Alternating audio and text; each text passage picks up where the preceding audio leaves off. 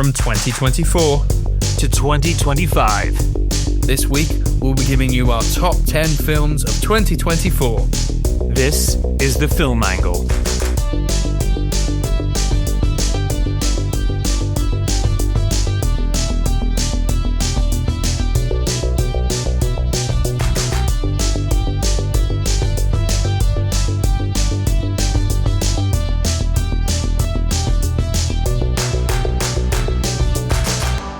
Welcome to The Film Angle, a podcast where we dive deep into the latest releases and unearth the classics to better our cinephilic curiosity. I'm Kris. And I'm Alex. Happy New Year, everyone, and Alex, of course. Happy New Year! It's our year in review episode. I always love doing these. These are fun episodes because we just get to talk about all the films we loved. Yeah, in the previous year. Is it too late to say Happy New Year? Because we're recording this Monday the 6th of January and the episode will release 9th of January? Wednesday the 8th, Kris. Come on. 8th. Oh, my math is terrible. 2024, a year of cinema. What did you think, Kris? What did you think of 2024? I think for the blockbuster, I think there are some real wins. I think then there's a bit of a drop in the middle, and then we had some unexpected little delights the second half of the year, and so it's been I think it's been a mixed bag. I don't think there's as many high punchers as there's been in like the year before. In 2023 was quite a strong year, but this cinema's kind of like that though, right? We kind of get this kind of cool off period, but there's been some amazing movies in there. I'm sure we're going to discuss. Yeah. I differ on the blockbuster thing. I think that middle of the road film for me has done stronger this year. Okay. And I do feel I have been relatively positive on 2024, I think, despite, and I think I documented it within the podcast, having a bit of a lull on films in general in the middle of the year, because I think there were just so many disappointments when going to the cinema. And the midsection of this year, of last year, yes, there was just there was a real lack of motivation for even people like yourself or myself to go to the cinema. Yeah, absolutely. I think for me, the films that I really love this year, I really, really love. And yes, I think everything in my top 10, I really, really like. But then I do think there are films that, we watched a lot of films this year, and there are a lot of films which kind of just a bit okay, or err on the disappointing side. And I think that's what got me down a little bit. Are you getting more hardened in your not old age, but getting older, transitioning out of your optimistic early 20s, mid 20s into your 30s now? Do you think that's hardened you a little bit, or just you've seen more films and that's just the way it goes? It's funny that you say that, because I felt that way a little bit when I went and saw Nosferatu yesterday. Oh, okay. Which I've yet to. I'm planning to see this week. I'm excited for that one. But yeah, it's Robert Eggers has kind of got that little curse on him at the minute. I really like The Northman, but I feel like even just after 2 films, that guy, not his fault or anything like that, I feel like his instant claim to fame had granted him unrealistic expectations that we end up having going. His movies are so hotly anticipated now. Yeah, and I know that you don't mind me kind of being slightly less on a film because we have very different opinions. Yeah, exactly. On many films, so it doesn't really matter. But yeah, I didn't fully vibe with it, and I've loved pretty much all of Robert Eggers' work, and I'm a big fan of The Northman. I really, really like that film. So some people don't like The Northman and might like Nosferatu, etc., etc. But yeah, I wasn't vibing with it as much, and I was thinking, this is a film that is very well made. Am I being overly critical right now? And I couldn't tell if I was. Am I, like you said, that the fact that you brought up this idea of being almost hardened to cinema, impressed me, essentially. Yeah. Am I being too critical of some of these films that are good? I don't know. But it is something that came up in my own mind yesterday, walking out the cinema. So it's funny that you mention it today. It's been playing on my mind. Oh, well, don't way too heavy on yourself. I don't think it's like a thing of like, oh, impress me. I don't think you're like that or I'm like that. I think it's just more like the more you go to the cinema, the more you're used to that, behavior of going all the time. You're just like, you're less as, elated by something. Something doesn't turn you over and excite you. Like only once in the blue moon does that really happen. And when it happens, it's amazing. But it's a feeling that it's kind of like a drug. It's like a feeling you're always chasing. And 100%. we all want every movie to be like that, but sadly, it just can't be. And the more movies you watch, the bigger those gaps seem to get. Sometimes. Yeah. Especially as you're developing your taste and you have the things that you like and the things that you don't like, and obviously the things that you like like after you've seen so many films become quite defined. Sure. Yeah, interesting. You're bringing all this up because even in my notes today, I mentioned some of these things because there have been some of those experiences this year. Yeah. And some of those experiences have ruined film for me for the next month because they never live up to that film. You know what I mean? Yeah. We'll get into that. Existential dread. Here we come. But yeah, no, there you go. Semi strong. I think I'm more positive on 2024 than you are. But yeah, no, I'm looking forward to seeing what your top 10 is. 2024 for the podcast. Pretty good year, I think, Chris. I think so too. What did we see? Like, leaking some stats here, but like 100% increase on listener base. That's really good. Yes. I can take that every year. Exactly. We rebooted. We went to the London Film Festival. We did interviews. We might have some more of those coming. And it was a big year. It was a big year for us. So I think big year for the podcast. I'm very excited. And we got some really exciting things coming up in 2025. And we might give you a little preview of what some of those ideas are at the end of the episode. We'll let you know. Can I ask you one thing before we get into the episode, Alex? Yeah. Have you got, in the spirit of 2025, have you got any sort of film-related New Year's resolutions? Anything? Is it just simply like me, watching more movies? I think that's a big one for me. Yeah. Always want to watch more movies. So I did increase my viewing from 2023 to 2024. So I was very happy about that. And for the first time ever, I was able to, when you go on your Letterboxd stats, so you can see like how many films you watch each week. Yeah. For the first time ever, no gaps. Oh, really? Every week, at least one film. Like usually like a foreign holiday or something like breaks that up. Yeah. Usually I have at least one or two gaps. This was the first year. But now I've done it. I'm happy. Like I don't mind if that doesn't happen again this year. But I think for me, film wise, it's more like the podcast. I want to better the podcast. Sure. And obviously the podcast is all related to film. So I don't know if I have anything like set in stone, but for me it's like ride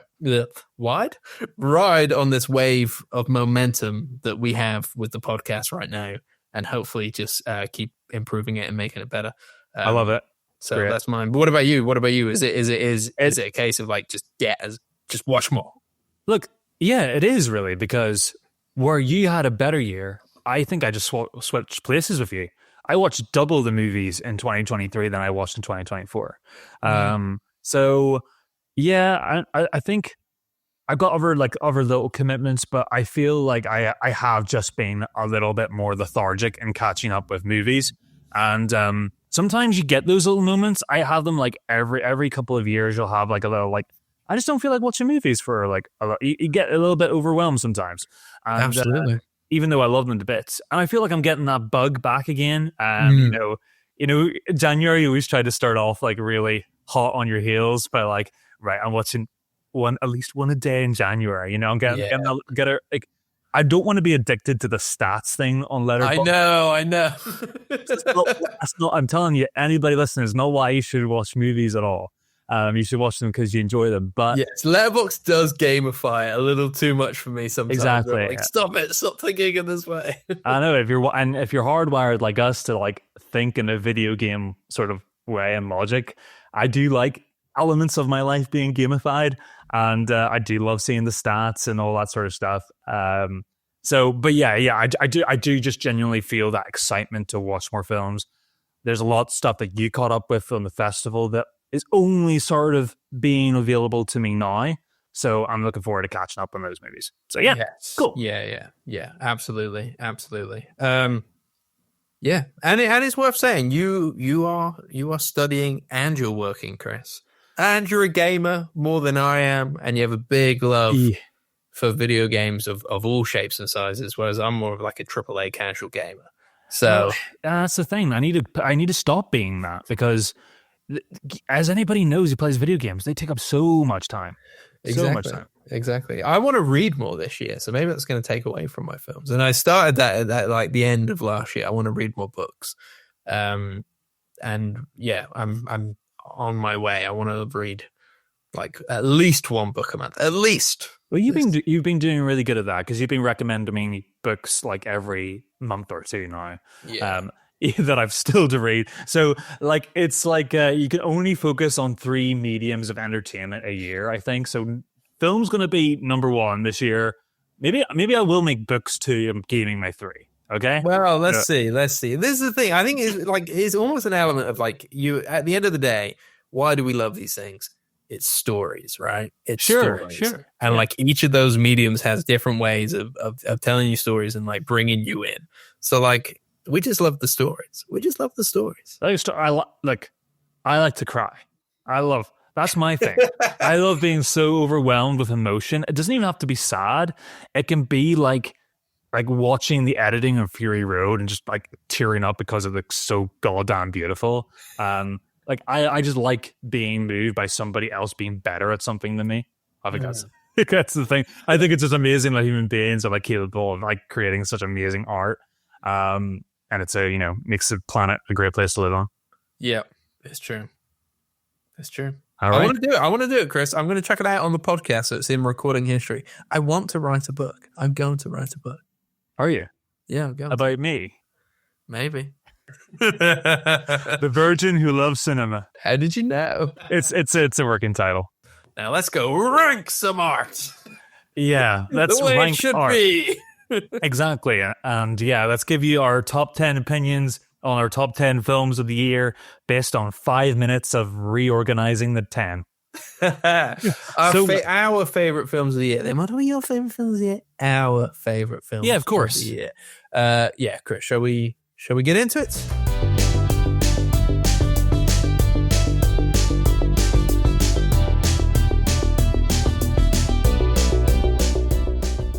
Who wants to go first? You or me? Should we rock, paper, scissors it over the camera so people can't see it and we just know? Yes, riveting podcast. Let's do it. Riveting podcast entertainment. Here you go. Rock, paper, scissors. Rock, paper, scissors. And we both done paper. All right. Latency does not help. Rock, paper, scissors. On the scissors, both scissors again, right? Oh, okay. I can't see your hand, so you might be lying. Okay. Right here. All right. Rock, paper, scissors. Did you see mine first? What have you got? Oh, scissors. No, I can't even see your hand, Chris. Right, okay, you're going first. Sight. You're going first.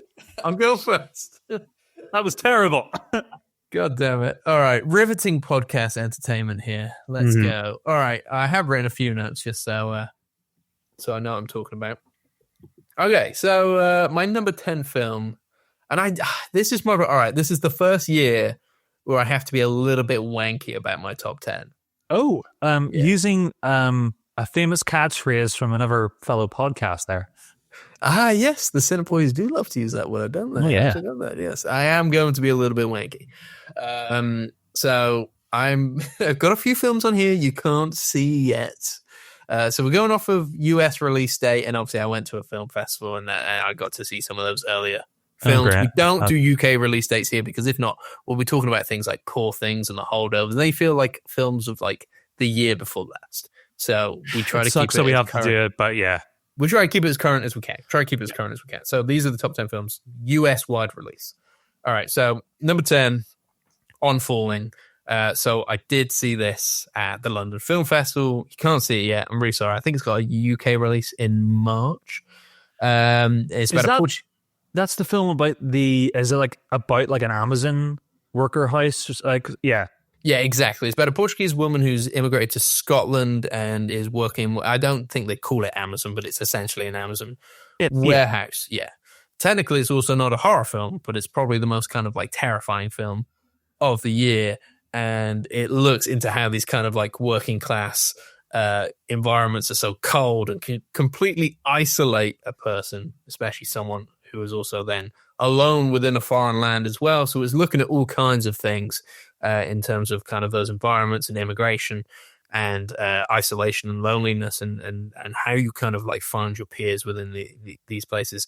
I guess you would call it slow cinema. It's quite a slow moving piece, but it's so powerful. And I think the fact that it's in my top 10 is because I think about it a lot and it stayed with me a lot. Just certain shots, certain elements that just have really kind of ingrained into my mind. And I think I think it's a very important and kind of hard-hitting critique of kind of modern day working environments. It's very timely. Yeah, of course. Yeah. And I think, it left its mark on me. I was very moved by it. And it was great. I think, like I said, I think a March release in the UK. I'm sorry to be that dickhead who says, "Oh, my top 10 has films in it you cannot see yet." It's okay, man. But it had to be my number 10. I like it was between that and like a few other things that were battling, and I just thought, no, this is 10. This is 10. Well, that's the thing. I think you've basically seen all the movies I've seen. I think there's a couple of sideliners, but I think you got a little bit more jurisdiction than me this time. This year, I think you've just seen like about 15, 20 more releases from this year. But I'm really excited. I remember you originally catching us up on that on the show whenever you went to the festival, and I thought the story sounded really interesting, captivating. I've looked up some images online. Yeah, it looks like something I really want to catch up with anyway, man. You talked a good game there. I hope so. And I guess that's the main thing. And like with these top 10s is hopefully people will check out the films they haven't seen. 100%. So we going straight to my number 10, yeah? Go to your number 10, my friend. Okay, a lot more lowbrow, Alex, which tends to be the top half of the list for me. I'm going to kick it off. I'm going to say Twisters. My favorite movie, my kind of favorite summer movie, I think. Like we rewatched the original Twister. It had been a long time. Did a lot of fun. Really, really enjoyed that. I was just so surprised by how much I actually enjoyed Twisters even more than the original. It felt like a real blast from the past. I felt transported back to the 90s and that type of filmmaking, but without it feeling like a Ghostbusters afterlife where it was like, right, inject, this is the thing that you're supposed to like, really shaking me by the shoulders. It was just fun. You have the star power of Daisy Edgar-Jones and especially Glenn Powell, probably sexiest man in cinema right now. Absolutely. Even me giggle like a little girl whenever his red truck came in for the first time in the shot, and then, just him being him, lots of famous modern country music just kind of flaring in the background. No love in Oklahoma. Exactly. Get your Zach Bryans, everything. Yeah, it was great.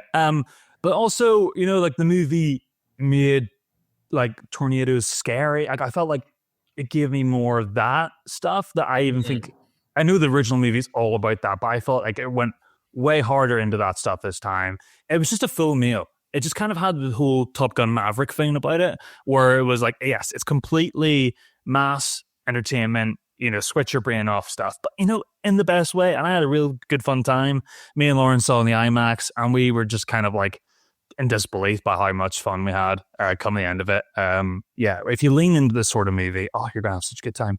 Yeah. It was kind of like one of those big spectacle blockbuster films that, all right, it's a kind of sequel to something older, but it wasn't like a superhero or anything like that, but it truly embraced the fear of just like weather essentially, but not in a way that something like Geostorm does.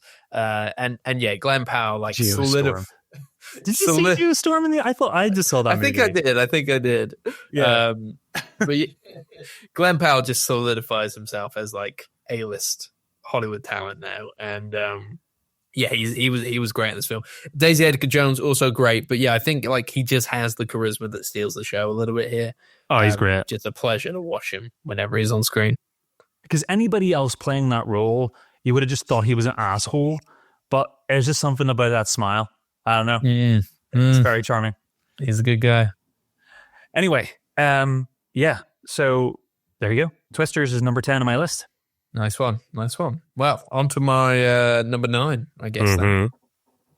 So my number 9 is Furiosa, a Mad Max story or a Mad Max saga. I can't remember what the subtitle was. No. Love to see it. I just call it Furiosa. And I guess, like, in a way, I wasn't like 100% sure what to expect. Obviously, it had been a little while since Fury Road. We were all big fans of Fury Road. I know you were a massive fan of Fury Road, Chris. And we're very happy to see George Miller return and kind of expand on that installment. I guess there was a part of me that was just like, prequel, that doesn't sound great. But then, you know, you have the element of Anya Taylor-Joy being a fantastic actress, Chris Hemsworth coming on to play a very kind of goofy and fun antagonist role there. And and it was also like, wasn't it like 2.5 hours long? So like in complete contrast to Fury Road, which felt like a very lean and mean, which is said like over the course of like 2 days, that movie. Yeah. Whereas this one turns it into like an action fantasy epic crossing through timelines and different apocalyptic landscapes and, you know, all the different factions. Almost like Game of Thrones applies it to a certain extent. And yeah, we saw this all together. It was great. I had a lot of fun. And yeah, there was an absolute blast to watch on the big screen and get to be in that world again. Sadly, nobody else went to see it. And I think it was one of the like the big disappointments of the year. Like, we're not ever probably going to go back to Mad Max World anymore, which is such a shame. Completely flopped at the box office for some strange reason. I mean, there's probably a few 10 different elements at play there as to why that might have been. But shame that nobody else went to see it. But I mean, I had a lot of fun with Furiosa and just came out having an absolute blast from that cinema experience. Who knows? It could be a little bit similar to Villeneuve's Blade Runner 2049, where that was like a cross section of dynamics. You know, you're talking about, you know, actually, well, Furiosa has less of a gap than even Blade Runner had, but you know, it was for a more nerdy, older audience, and maybe not made its way to younger audiences yet, but then Blade Runner sort of got traction and became sort of a streaming darling, you know, in a way, and so much so that it spawned lots of TV show, all, you know. But the only thing against George Miller is, unfortunately, his age, and we can't really wait 10 years for Furiosa to build traction in order for him to get funded. But you know, I agree with you, man. I would love to see Mad Max, that world, back on the screen again. George Miller's a mastermind, an absolute madman. Great pick.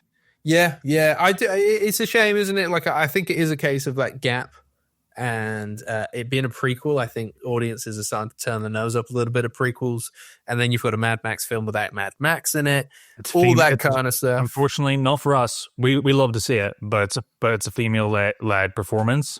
You know, and some people are assholes, and they don't like to see action movies led by women. That's my 2 cents on it. That's true. And then I guess it was a much bigger budget than Fury Road, and probably didn't have the word of mouth that Fury Road has, because that had such a surprise element to it. Whereas I guess we kind of knew what we were getting a little bit here. There you go. I'm not dismissing it. Still my number 9. Chris, what's your number 9? Love it. You might dismiss this though. I think this is the only one on my list that you're really like, oh my God, this guy, he's got life. It is Wicked Part 1. I think you're just glad it's not higher on the list, buddy. I did wonder. I know you love this film. I fear that when we did the podcast episode with it, that you were kind of like tempering your love for it a little bit because I was slightly more negative on it. But go for it, man. Go for it. Love this. Nobody wants to be the weirdo musical theater kid, do they? Love it. Look. I haven't seen it a second time, and it feels like people who love this movie have seen it 10 times already. It's, you know, that's, as musicals, they have legs and they run forever, and they make $1 billion, and you know, they're absolutely they're great for producers and production companies. They absolutely love these things. But I've only seen it once, and I'm not going off that initial feeling. I had a real blast, and again, it was coming off of that sort of surprise. I knew the reviews were good, but I was still, you know, you and I had discussed in depth that we saw the trailers, and thought that the movie straight up, we said the word naff. We thought it looked naff. Yeah. And I thought this was going to be another sort of like Oz the Great and Powerful, where it's just going to be like 1939 Wizard of Oz, that's it, and nobody else has ever really been able to kind of properly do it ever again. I was wrong. I had a lot of fun with this movie. I do love the original source material. I love the musical. So it was just, I was so surprised by how well it was performed. I love Cynthia Erivo. I love Ariana Grande. Both of them I wouldn't say surprised me, but I was surprised that they could break through the sheen so well and produce like a really viscerally dynamic that felt powerful and felt earned. I really like John M. Chu's direction that he brought to the film. I thought the choreography was awesome. He manages to inject some creative ways to pull off the musical numbers. And I think actually some of the stuff that he added to the film that isn't musical theater related and just sort of dialogue based, I think that stuff is kind of some of the best stuff in the movie.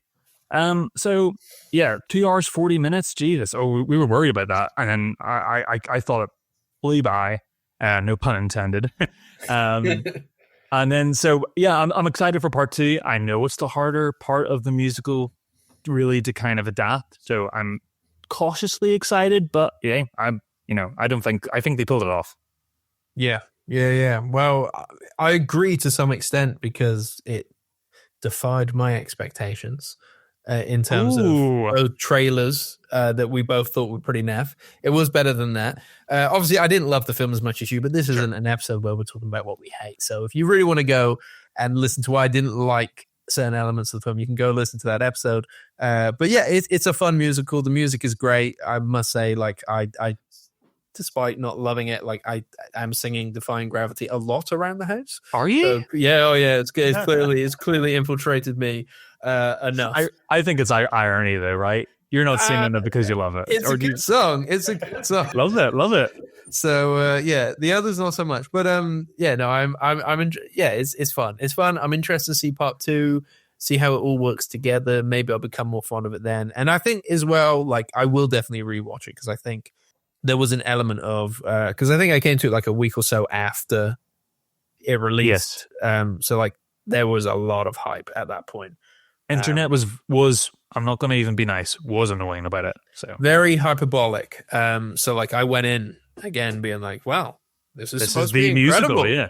Come on then. It's supposed to be the best thing ever made. sounded like Alec Guinness there. Come on then. But yeah, no, I like it, and I know you love it, so I'm happy to see it on your list. I hope you haven't removed it from number 1 because I don't. Oh no! I would just quit the podcast now if it was number 1. That'd be terrible. No one would ever take me seriously again, even though it is me. Yeah. Brilliant. Okay, my number 8 film. Number 8. So this is actually the latest installment to the list. I watched this film over Christmas break. And I just also want to confirm as well, on our previous episode, we asked, is this film a musical? The film is Sing Sing. Oh, okay. It's not a musical, Chris. It's not a musical. So yeah, there's conflict online with categorization of this film, isn't there? Yes, and I think as well, because it's a smaller film, I didn't know much about it. For some reason, I must have read somewhere musical and saw the word Sing Sing, put 2 and 2 together. This is it's definitely not a musical. I didn't think it was. But I'll tell you what, it's incredible. It follows a group of prisoners who have a theater program within the Sing Sing penitentiary prison. And it kind of follows the different lives of those guys. Honestly, I felt like I was like losing my breath throughout a lot of this film because each scene is so like quietly poignant and like verging on the edge of like hopeful and also devastating, and it's just so powerful. Just such a beautiful film about like the human spirit through times of hardship and all that kind of stuff, and it's held together by a fantastic lead performance from Carmen Domingo, who honestly, have you seen the film, Chris? No, I have not. Of all the Oscar nominees, it was like this thing was on my radar 10 months ago. I just haven't got around to it. Yeah. If I was a voter within the Academy, Coleman Domingo gets my vote for best lead. He's a terrific performer. Yeah, incredible, like insanely good. He should win it easily if it was up to me, but who knows? He's also accompanied by a newcomer to me, Clarence Macklin, who's in the supporting role, and he's fantastic as well. And essentially, he plays a version of himself. Coleman Domingo is one of the only cast members that isn't like a former prisoner who was part of this theater program within the Sing Sing prison. So it's incredible. It does that kind of like Sean Baker thing of like bringing in people who have lived experiences. I guess you could say they're not professional actors, but obviously they were in a theater program, so they have acted in a way. But I guess it's very different. And it just that just speaks to that very human need for art in the most kind of like desperate places. And honestly, Chris, I'm just going to chuck it out there. If you saw this film, I am very confident it would hit your top 10. I am very confident. When I finished this film, I was like, Chris is going to love this. I'm very confident it would have made your list. Well, I'm really excited to see it. I tried my best effort during Christmas time when I visited my parents to watch it with them. And when I pitched it to them, I don't know, they were it wasn't the vibe of the evening, let's just say, even though I was very willing to watch it myself. So we watched the sadder movie. Make that logic up. So no, is this period set? Because Sing Sing is like, to my knowledge, Sing Sing like a decommissioned like years ago prison. Like it was like, I don't know, not obvious. It almost feels like timeless, in a way, because it's all within this prison element. I know it's the prison Al Capone went to, or I thought it was like one of those prisons that was like 60 years ago. It like got it's definitely not. It's definitely not that old. It's not that far back. Okay, no, and especially because obviously a lot of the cast have previously been a part of this. Yes, program. that's sure. I wouldn't say. Yeah, I don't know much about Sing Sing itself, but it's not period in that way. It could be like 10 years ago, maybe. I don't think it's doing anything. It's hard because in a high like containment facility like that, you're not going to be people on getting their mobile phones out. No, or at least not these guys. These guys. Yeah, no, it sounds great, man. I'm really excited to catch up with it. I'll definitely report back whenever. Yeah. Oh, sorry. No. I just know it's going to be a big Oscar nominee. Like everybody had it as a favorite even a year ago. So yeah, excited.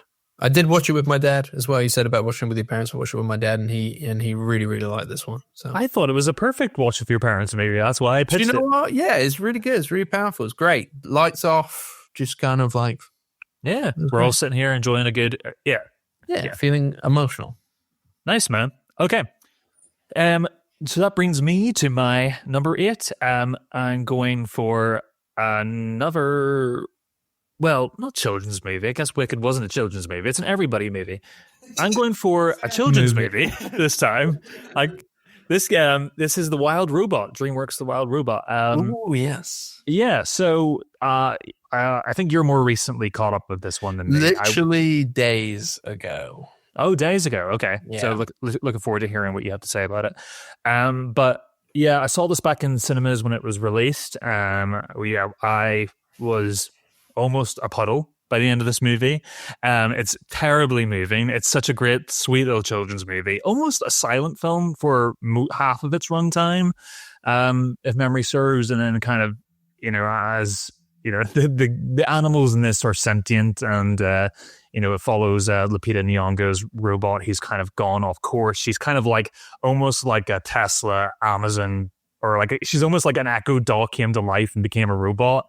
And instead of going to her humans that she's been sent to, she crash lands on an island that's uninhabited only by animals, and emulates them, and befriends a little chick who needs to migrate, and she trains with the help of the other animals. It sounds very schmaltzy, but honestly, it is really well earned, very sweet, very surprising that DreamWorks would release a film like this, because you can almost argue, as much as I love Shrek, that Shrek is probably like the downfall of why these sort of movies don't exist anymore. Kind of introduced the whole celebrity sort of starring cynical humor into kids animation. But it's great that they're making something like this. And I thought the animation is beautiful. There's not, there's not going to be a dry eye in the house, and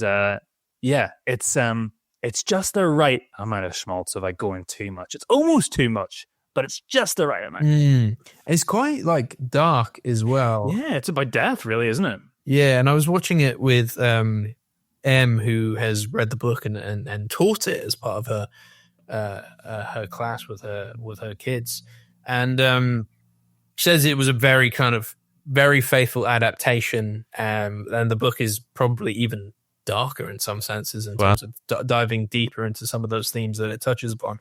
There's a lot of death jokes as well, which I thought was quite funny. Because we looked at the age rating and it was a U, and I was like, "There's a lot of jokes about death in this." But yeah, no, honestly, the migration scene in particular, as the little Gosling, I can't remember his name now. I'm really rubbish with names. Learns to fly and flies out with that kind of migration. Oh my god, it's like holding back the tears. You know what I mean? I was like, oh god. Yeah. And there are little moments where like a certain line is said, or a certain like hopeful moment, or unlikely characters come together, and each time you're just like, oh, they're so freaking good at doing this. What are they doing? I know. Pure manipulation at its best. Yeah, it was. I say Days Ago was the first film I watched this year, and very powerful. Right. It was very close. I was like, it would be like number 11, I think, for me on the list. So I was like, does this make it into my top 10?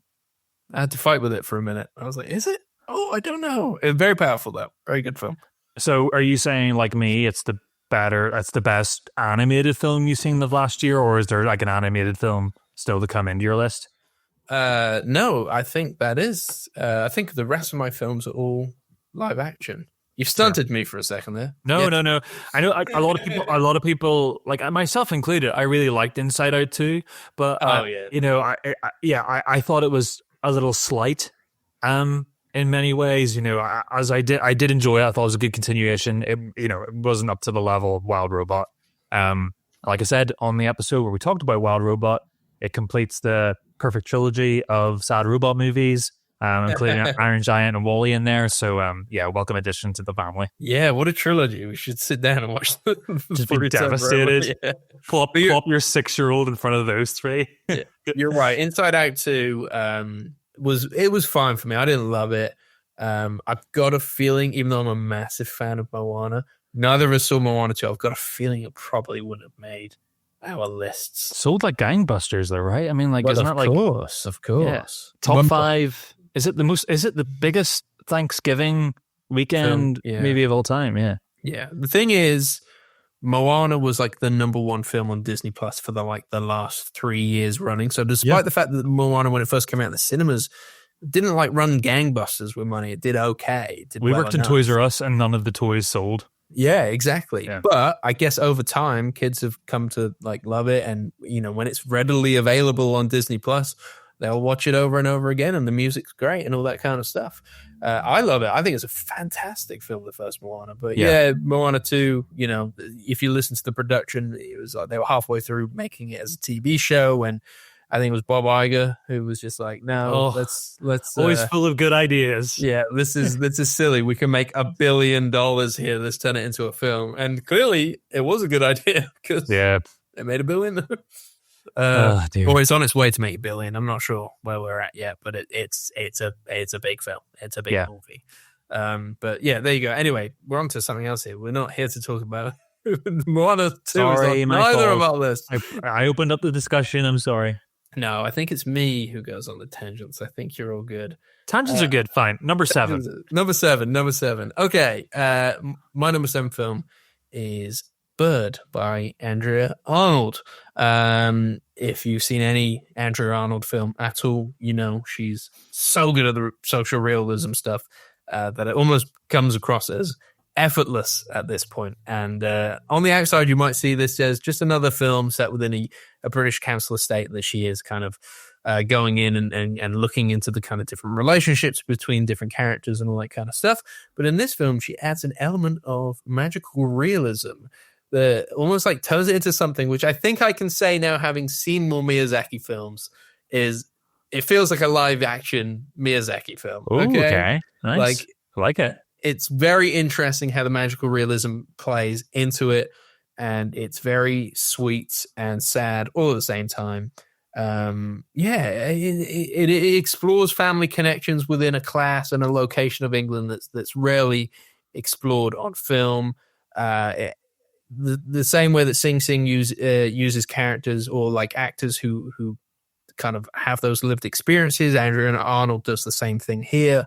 But then also adds, like Barry Keoghan in the mix, and he is also fantastic with his centipede tattoos. Yeah, There's also a drug toad and all kinds of like funny little record needle drop moments, which are just fantastic in this film. She's good at that in general. Like she knows how to use a needle drop. Even I watched her documentary Cow.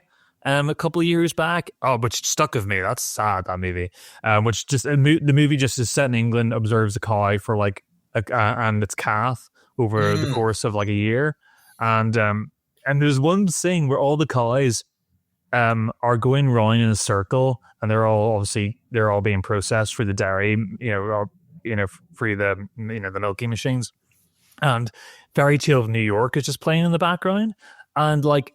It's kind of funny, but it's also the saddest fucking thing in the world too. It's just such the juxtaposition of that. Like only she could really come up with something. Yeah, even whoever was diegetic or not, but it was really weird.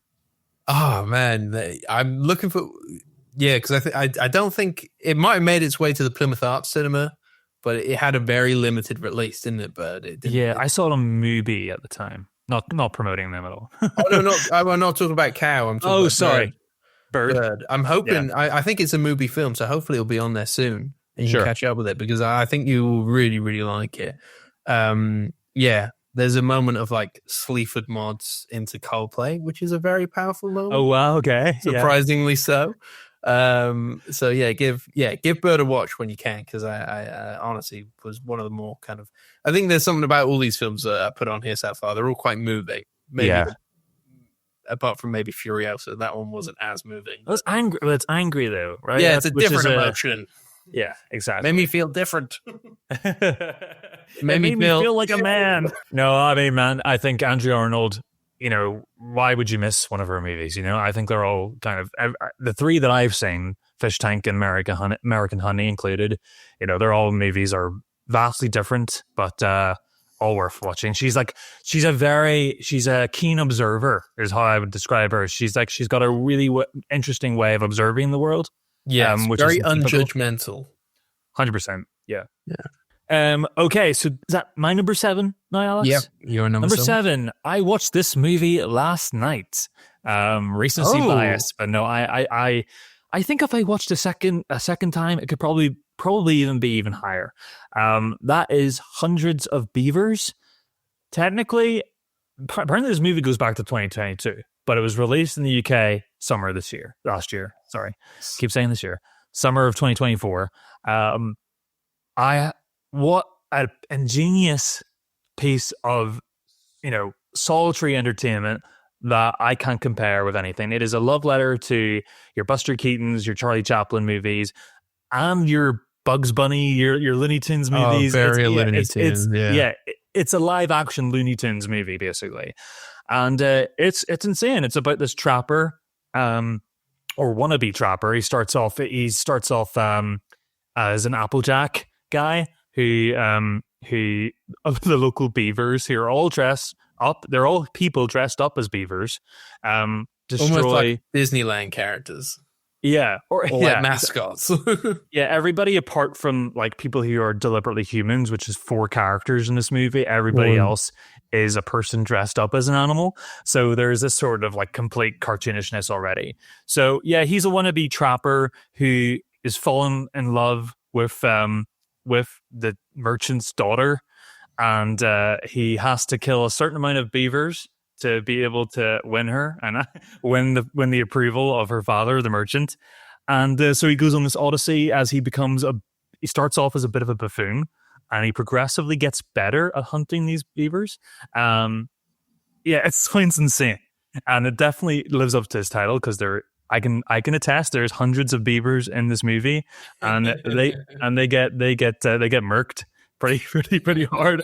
It's full of such stupid, like I mean that in the best way, the stupidest, most Looney Tunes humor you can put on screen. Every single moment on screen is not wasted. It is full of energy, creative ways to come up with these kills. It's not just a love letter to silent cinema. It just looks like a silent film as well as a Saturday morning cartoon from the 50s. It's somewhere in the middle, but it's such an epic piece of kitchen sink filmmaking. It's so fun. If you don't watch this by yourself, which I think Alex did, you still might laugh your ass off, but if at least have somebody else in the room to bounce off with, because I'm telling you, if you love this sort of slapstick even just a little bit, it's gonna pass the 10 laugh test easily. I had to pause it once or twice just to go back and enjoy some of the gags again. I look forward to watching this again. Maybe with you, Alex. Do you know what? I would like to watch this with you because I did watch it by myself a few nights ago. And I won't lie. I found the first 40 minutes or so quite tedious. I wasn't on board with it, even though I kind of knew going in what it was going to be. I just wasn't vibing with the style that much. And I think there was an element at the start where I was like, obviously we are homaging to Charlie Chaplin and Buster Keaton and all this kind of thing, but they didn't have sets that looked fake and all this kind of stuff. And I think I was struggling with that thing of the falseness of some of it. Okay. And I just wasn't laughing either. And it wasn't until midway through, and I think this is when he becomes a solo trapper, and he starts injecting kind of video game logic into the film, and it almost becomes like watching a really cozy indie game. And that was where I started to really be charmed by it, to the point that by the end of the film, I was like loving it. I was like, I'm fully charmed by this. I'm really enjoying this. I could stay here for another hour. You know what I mean? I just want to be in this world. I want to see him up some more levels. You know what I mean? I was just this is great. I'm really enjoying this. But yeah, it just took me a while to get on board with it. And I think, there is that element of, I think I would have laughed more, like you said, being able to bounce off it with other people. That being said, as soon as I watched it, I was like, Kris and Lauren are going to love this, and you guys need to watch this together. That's right. Because I knew was it the video game stuff as well for you? I was just as soon as it went video game, I was like, this is the best video game not made. Oh, well, to be honest, there's the novelty element, but it goes beyond novelty. I was laughing from the beginning, but yes, I love, you go to the merchant stall and it'd be it starts off, all the items in the video game are arranged in order of par. So it starts off with a little dagger, then a rope, then a shotgun, and then eventually, it gets bigger and bigger, and it has the currency beside. So the currency is $1 or 2 beavers or 2 beavers and a badger or something like that. Yeah. And it's so the movie's literally spelling out what this character needs to go through, and he hits all those milestones, and that is really satisfying. And then the way it would go from around the map in a circle, and he'd hit each section with a different trap, and he'd learn something that he didn't learn the next time, and he had to move forward each time, and then he would go back and he would do something different. And I was just I was so into that element of it all. I was really into that. Maybe for me, maybe it needed to be quicker to that, but then again, that was just my preference and my taste. I know a lot of people love this film. I really like it. I can't disregard the fact that for 40 minutes I was on board with it. It's very difficult. That's fair, man. I couldn't rate it any higher because I was what other film do I really hate 40 minutes of? Yeah, that's true. That's true. But they made me want to go back and watch it because I thought now that I know what it's going towards, maybe I'll enjoy it again. But then I was I want to wait until I can watch it with you. We'll watch it again. I think it'll be one of those nights whenever we've had a few beers. There's another 2 hours to kill before bedtime. Let's stick on Hundreds of Beavers. We'll watch that. Yeah, let's do it. Sweet. Okay. My turn. Your turn. My turn. Number 6. Interesting, may I say, that we don't have the same films yet on any of our thing. Very interesting. You might know that some of my later ones come further down your list. I don't know. But yeah, I just think that's interesting. Usually it's a little bit different. Usually we have weren't we half and half last year? Yeah, that's what I'm thinking. It's good though. It shows you how varied this year has been. Okay. Shows how shitty I've been. My number 6 film is The Substance, which I think is probably one of the like gnarliest cinema experiences of the year. Substance, for anybody who hasn't seen it, takes a very fascinating look at beauty and age within the deplorable land of Hollywood, featuring one of the best performances of the year, and potentially looking like an Oscar frontrunner now, Demi Moore, who takes a drug called the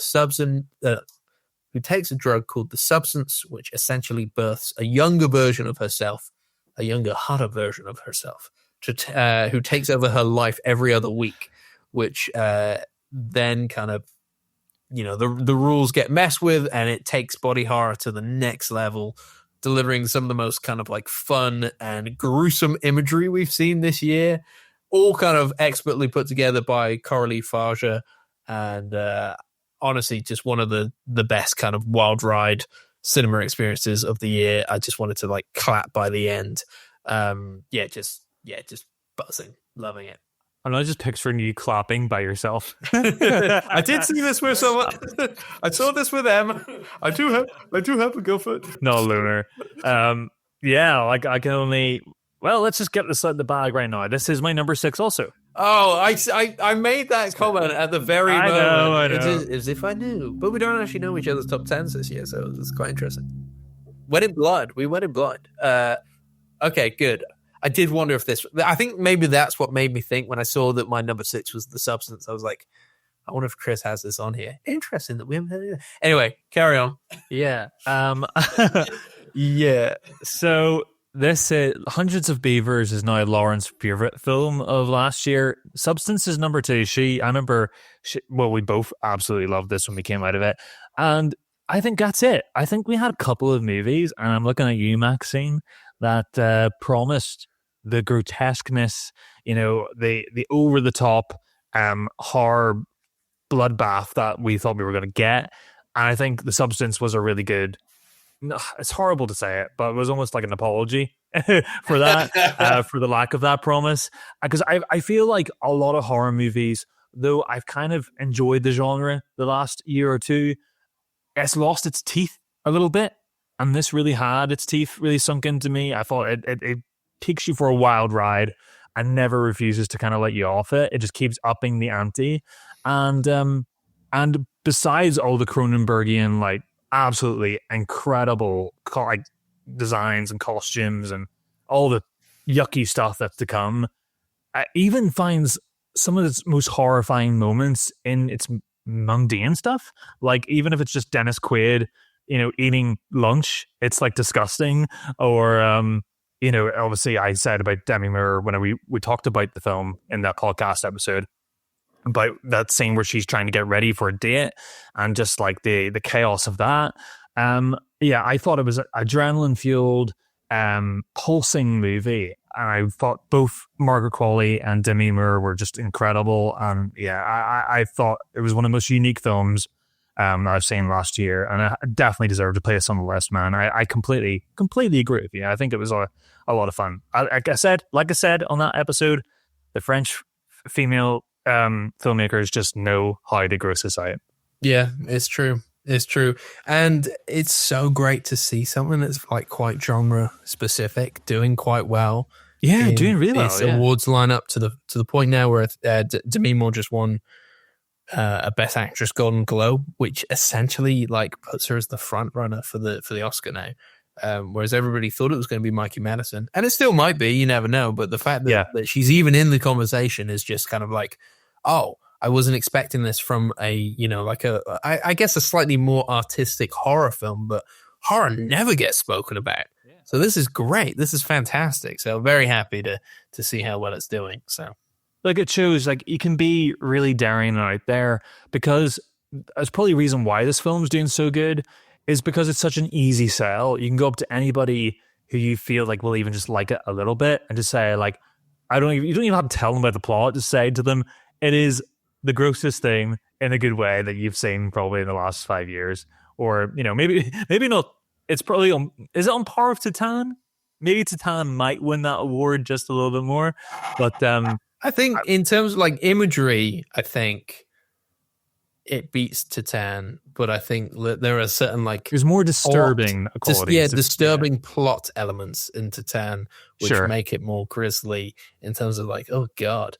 But I think like in terms of like gruesomeness, what you see in this is like, yeah. So like, I think audiences want to be challenged. I think they're ready for some more horror, and like, it's not just that it's gross. I mean, like any film can do that. It's, you know, it fits within the subtext of the film and its characters perfectly, and it bolsters the material up more. Some people think the last 10 minutes kind of go overboard and kind of ring that message home too hard. But some for people, me, maybe me. Yeah, but yeah, I completely get it. It's a little bit like the ending of Guadagnino's Suspiria, where it's just like, I'm just gonna go shit crazy right now. But I was there for it. I love the big ending of the Hollywood star at the front and the end of the film. I thought that was cool as hell. Yeah, I think this movie's great. It almost feels like I'm talking it into higher in the list, but it's just how I feel today. Yeah. Oh yeah. Haven't seen it. Everybody's listening to this has probably seen it by now. Yeah, and if you haven't, you need to. You need to. Alex, what is your number 5? My number 5. All right. Not to keep on batting all about this. Heavy hitters now. But I went to go see the UK premiere of this film, Anora. So I've spoken about it a lot. I'm not going to. You were the guest of honor, right? I wasn't guest of honor. I was actually queuing as somebody without a ticket to get one of the kind of empty seats. So the lowest ranking member of the audience. Yes. But I didn't know if I was going to be there or not. It was a whole big thing at the time, all right? But that meant that when I got into the cinema, I was running on pure adrenaline. It was my first day in London. I walked the red carpet. By myself as well. I might say, solo. I'm a bit of an anxious person sometimes. I'm in a cinema that, like, it felt like thousands of people. All right, it felt like thousands. Yeah, the Royal Festival Hall. Just name dropping. And then I wasn't aware of just how funny this film was going to be. The audience was absolutely lapping it up. It was hilarious. This kind of neon-soaked wild ride about a relationship between a sex worker and the son of a Russian oligarch that turns into a completely different beast halfway through. Still funny, but like more introspective and powerful, and kind of an interesting look into those kind of different power dynamics. And I guess like some of the dangers and the allure of sex work as well. Anyway, I can't speak highly enough. I have spoken a lot about this film already, so I don't want to keep going on. You can look at our episode, which we both reviewed Anora. You can go back to the London coverage and just, hear me wax lyrical about the whole experience. But yeah, I would be very happy if Sean Baker wins all the awards, because I thought this was a fantastic film that's just, again, and I think this comes across with a lot of the films on my top 10, cinematic experiences. The experience within the cinema heightened everything for me. Just one of those moments I'm not going to forget. Just, lots of emotions. I was just feeling it all at the time. Oh, that's great, man. I am jealous, because that does sound like such a great event to go to. And yeah, big fan of Sean Baker. Would love to have been in that environment, but didn't take away from the fact that the film still worked equally for me, because I also have it as my number 5. Oh my goodness. There we go. And you have to completely undo or edit out everything you said earlier. No, it makes it funnier. Anora, I thought was great, man. I completely agree with you. I think Baker is also stretching whilst keeping the same sort of mode that he is sort of accessed with his earlier films, making movies about people who are kind of underwritten about or underpraised in society or talked about in society. And so he keeps that emotionality there, anchors it with a great performance from Mikey Madison, who is phenomenal.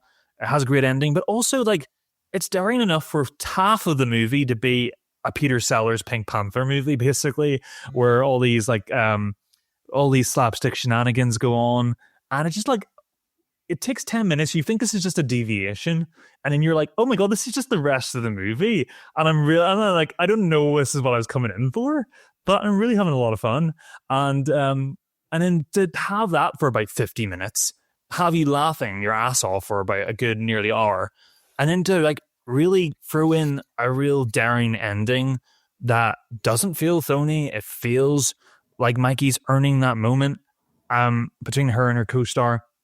And yeah, I was like, I was bowled over. I thought it was a full meal of an experience. You know what I mean? You know what I mean? Like, it felt like a Sean Baker drama that I really cared about this human being.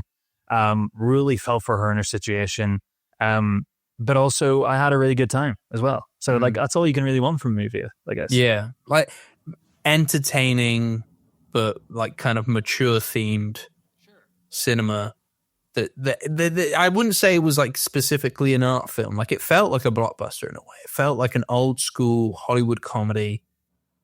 Yeah, just a little bit more adult. Yeah, and I think that's why you laugh more, because you laugh more. I wouldn't find it as funny if I wasn't as attached to the situation that's happening, because it's a very high. I think the laughter comes out of the the kind of high stakes of the moment. Like, you feel really bad for her and what's happening to her in this movie. Like, she's basically all her fantasies and her dream of what the situation is going to be, like her being married and living in this mansion with this guy, and just it all falls apart like a house of cards, and it solicits some real hilarity, but also out of awkwardness too. And it's great. It's great.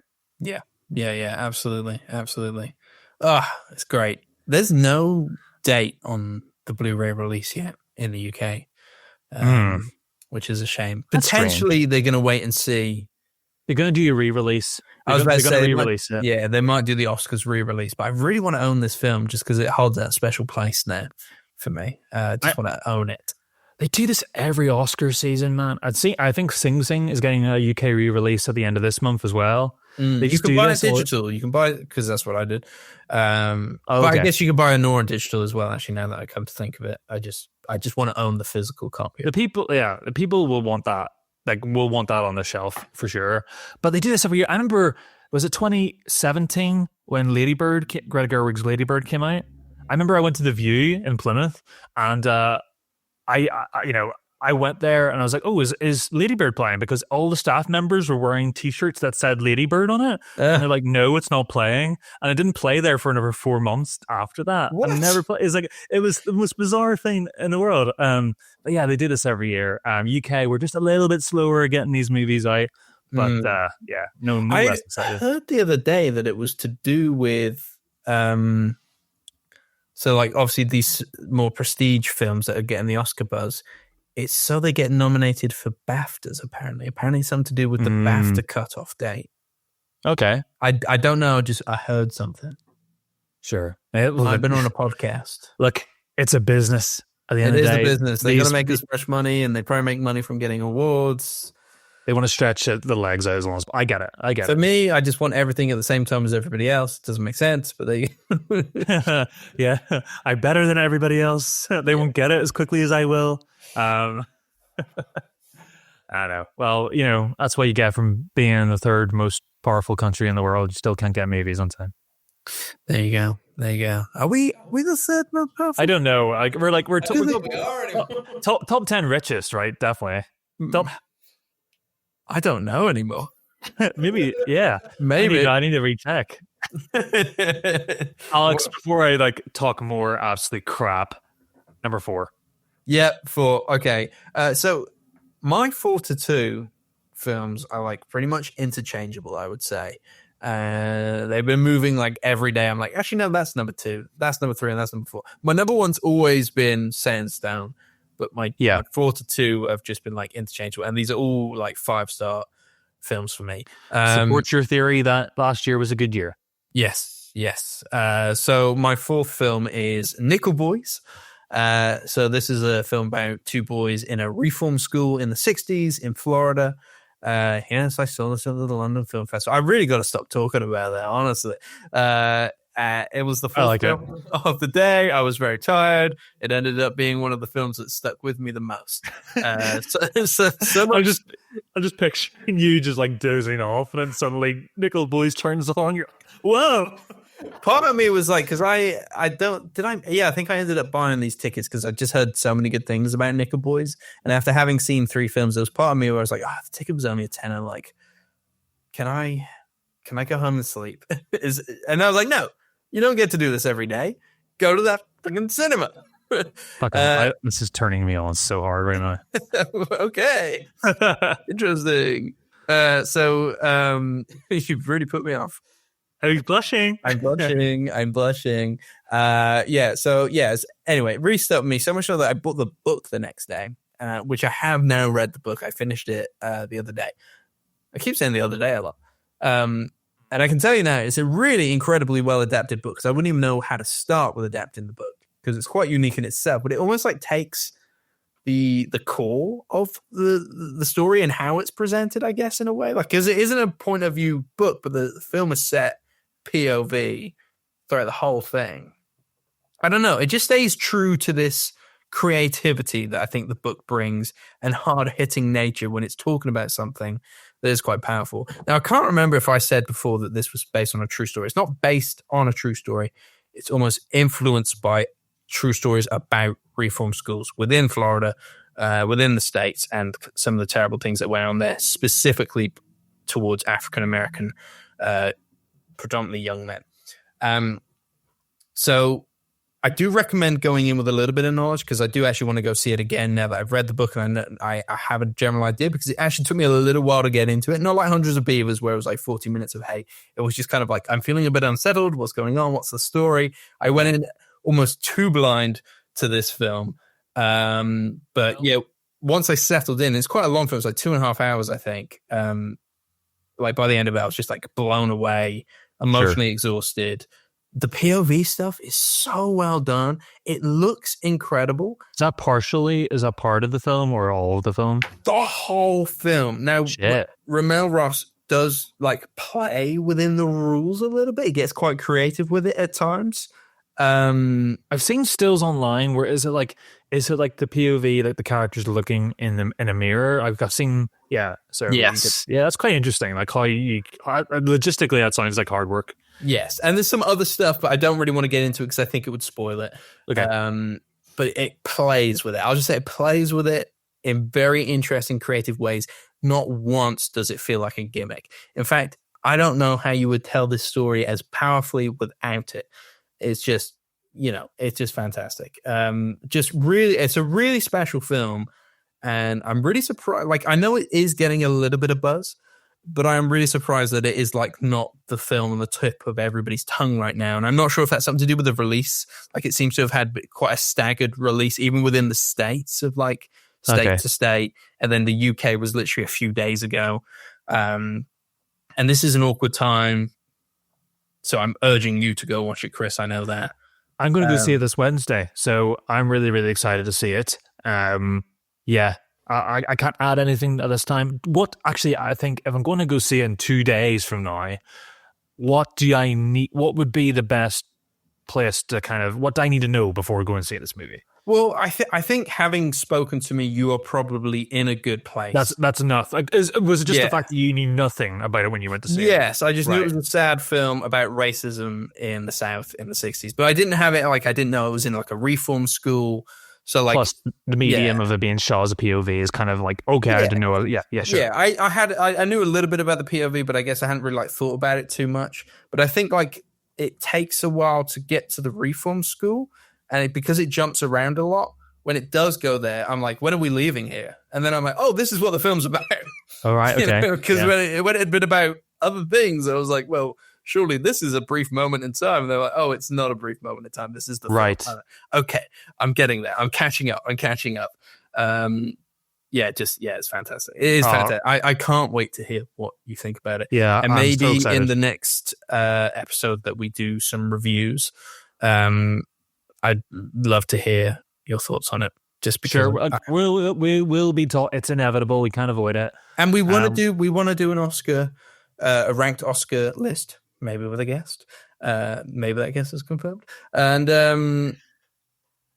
I think it will be nominated. I'd be very surprised if it wasn't. I just thought we'd be talking more about it potentially winning at this point, which we're not. So I'm intrigued to see. Maybe it was just I was caught up in the fever. I don't know, but it's my number 4. I thought it was fantastic. You know as well as I do, Alex, let's not put too much stake into what the Academy. It's true. But it's nice. But it does help them get seen more. I understand that. But yeah, I'm really excited to catch up with that one, Alex. Okay, so moving on from Nickel Boys, my number 4 is one you have mentioned already.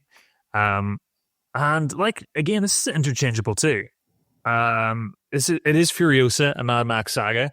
Mm-hmm. I love this movie. I really love it. I don't love it as much as Fury Road, but it's not far away. I mean, but like, how can you, for me at least anyway, I feel like Fury Road is just kind of like an impossible sort of benchmark to kind of overcome. And it's just so exciting for me that there's someone like George Miller out there. He's making these sort of movies in his mid-80s, and he doesn't do things by half. I think Furiosa was originally supposed to be, it was supposed to be like an anime film, and then that didn't quite work out because he can be there to completely oversee the Japanese studio, and he wanted full control. It was a lot of reasons why. Just like the original Fury Road, that movie took 20 years to make as well. But yeah, I mean, I love the Anya Taylor-Joy performance. I think this has my favorite opening scene of any movie I've seen in the last year. We were saying about like it not being as emotional as the other movies we mentioned earlier on, but that opening scene was emotional for me, and I think that's a mixture of the filmmaking and also young Furiosa's mother, who's played by I'm completely flagging on this. Do you remember who the mother's played by? Let me have a look. Charlie Fraser. Yeah, Charlie Fraser. Charlie Fraser plays her mother, Mary, who is just this like sort of force of nature. Who Furiosa, as a young kid, has been stolen at the beginning, and it becomes this multiple day chase across the desert for the first chapter of this movie, for Mary trying to get her child back, and it is so cool. Like the rest of the movie is amazing, but it really struggles to kind of get anywhere near that moment at the beginning. I felt completely emotionally invested instantly. I felt the hairs in the back of my neck go up, and yeah, so I was just amped for the rest of this movie. Watching this in IMAX, the engine noises fully booming, that candy-colored sky, the oversaturation that George Miller puts into his movies, less realistic than Fury Road, but like they were never going to do the Namibia stuff ever again. It was a nightmare to make that movie. I totally get that he did not want to do that again. Don't blame him. But it also kind of helped the movie in a way because it was a storybook kind of fairy tale movie more than Fury Road. So it gave it more of like a pop-up book come to life. Yeah, and loads of peripheral characters, super video gamey. But yeah, it's so sad that I'm sad as you that it's a flop because I think people love it as much as you and I do. So it definitely deserved a place on my list. Mad Max is one of my favorite universes in cinema. So yeah, I'm biased, but I love it. It's great. And you heard me talk about it already. We're both fans. Both fans. Yeah, it's a shame. It is a shame it flopped. But yeah, it doesn't take away from the film that did come out and we still get to enjoy. It was fantastic. Awesome. My number 3. So talking about cinematic experiences, this is another big cinematic experience one for me. My third film is Dune Part 2, or June Part 2 for those of you who Dune. like say June instead of Dune. But I think it is Dune, right? I think it is. Anyway, yeah, I love this film. And I love the whole day running up to it, Chris, all right?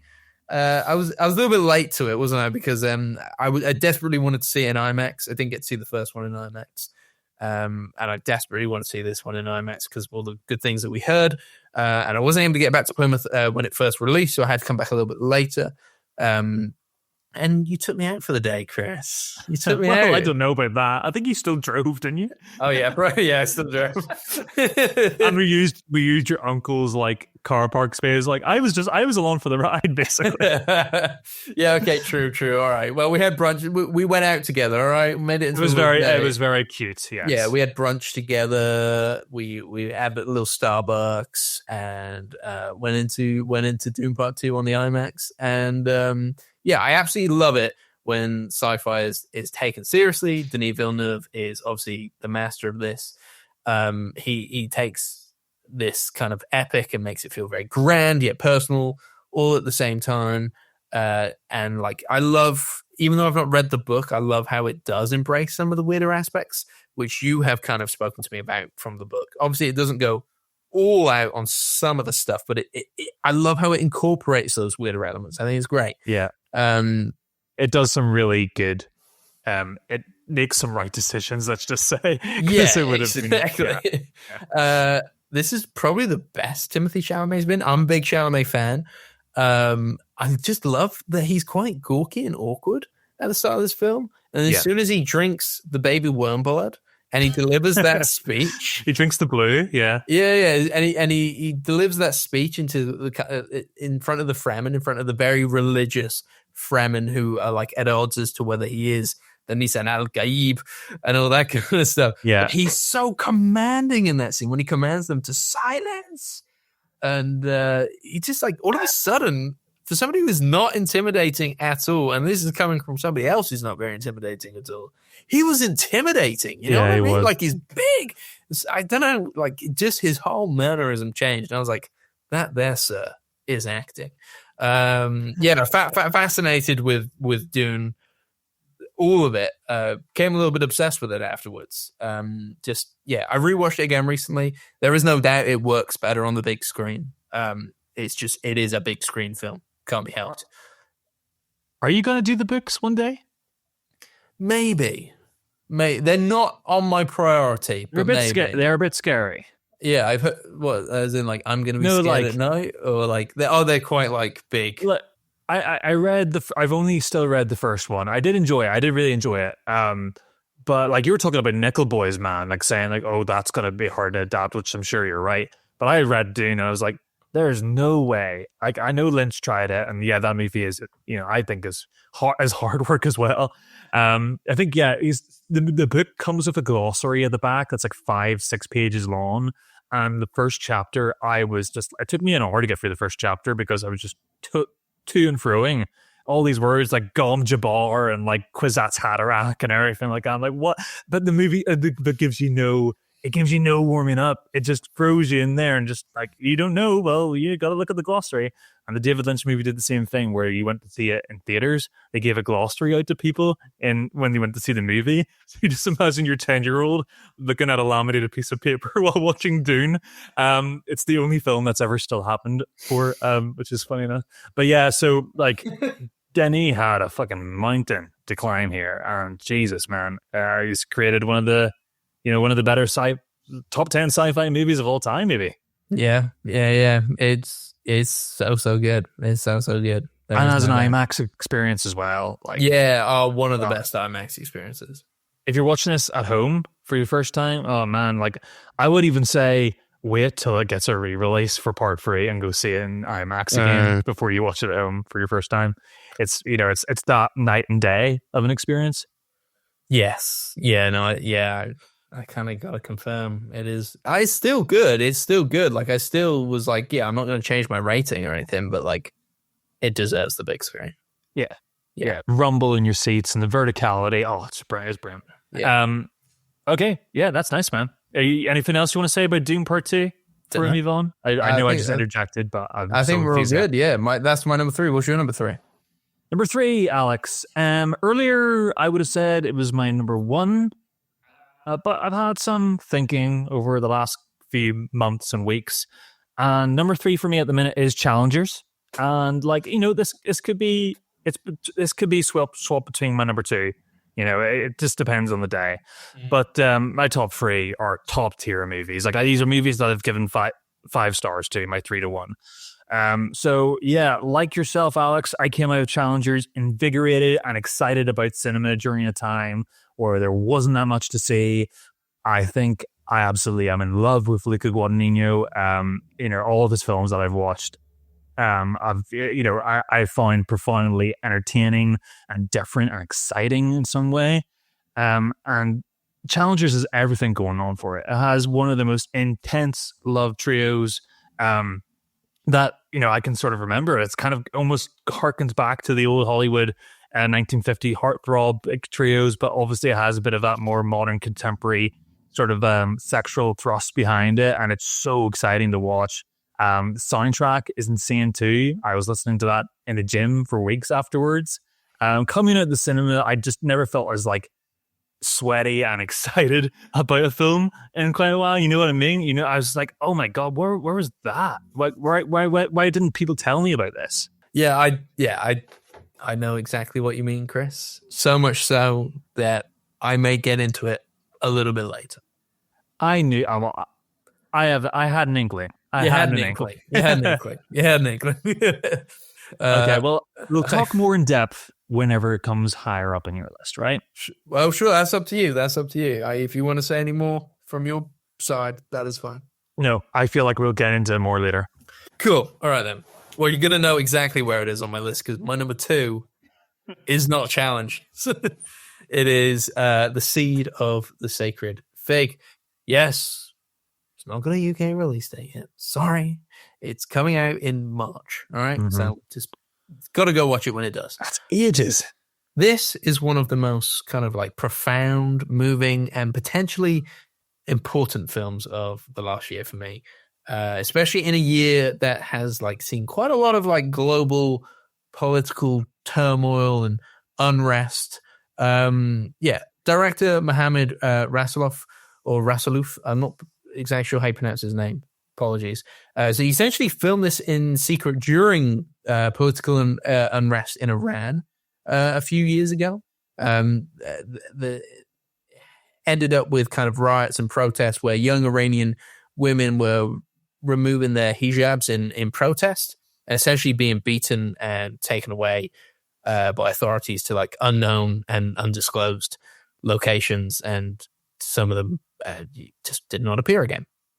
Awful stuff. It uses real footage from these kind of protests and some of the kind of police brutality. And he actually ended up having to kind of like smuggle the film out of Iran for it to be shown. So I think technically it's Germany's international Oscar film. They have nominated it, and I believe he might be in Berlin by now, director. But at the end of the day, the bravery alone is not why this film is good. It's obviously some context as to like why it is important. But it's good because it breaks down the political debate and kind of like turns it into like removes the greater global elements of it and confines it to one family, essentially, you know, boiled down to like a dining room drama. The father works for the system. He has very kind of like traditional minded wife and their 2 daughters who are, like varying ages. They're unsure how to feel about what is going on. And, you know, I'm making up their own minds as they go to kind of support and what they support and what they don't support and their different feelings. And it's almost like generational, traditional values and all that kind of stuff being played into here. And you get to see it all kind of play out. It's very interesting, but it all kind of culminates in the disappearance of the father's gun, which could result in him losing his very kind of high up job. And he goes to extreme lengths to interrogate his daughters and his wife as to its disappearance. It like that is just like the kind of like string that pulls it together, or like the rope that pulls it together. I don't know what the thread that pulls it together. I'm not sure what the metaphor is. They all work. Yeah, they all work. Thank you. You know, because this film is 3 hours long, so there is a lot in this. There's a lot going on in this, but it's such a good drama that really deals with like heavy topics, but is like incredibly accessible. And then like incorporates the kind of disappearing gun mystery as well into it. So you've always got this intrigue, and almost like element of like who done it? Did anyone do it? All that kind of stuff going on. So it's entertaining as well as being heavy hitting, as well as being critical. And I just think it's like a really important film about rebellion in a way, and about standing up for what's right, and, you know, kind of not having to go along with tradition for tradition's sake, when it doesn't work, when it's not equal. And it does kind of take a bit of a tonal shift in the third act, which I know some people have like kind of, it's turned people off. There is no doubt. I don't hear this film being talked about as much, and I think a lot of it comes from that third act. I couldn't disregard everything that came before, even though it's not my favorite part of the film.